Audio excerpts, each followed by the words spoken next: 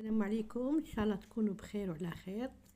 ولادي بناتي خواتاتي، اليوم جبت لكم واحد العشبه ثاني يقولوا لها حب الرشاد.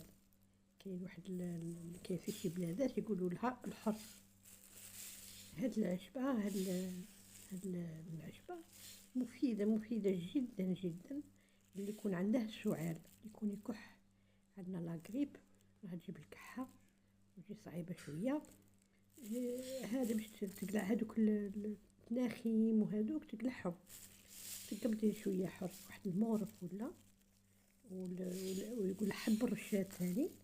ديري مغرف صغيره في البو تاع الياغورت ناتور، وتاكلي كل يوم بو مع مغرف صغير. ان شاء الله تجربوه، ان شاء الله تكونوا بخير وعلى خير، والله يهنيكم.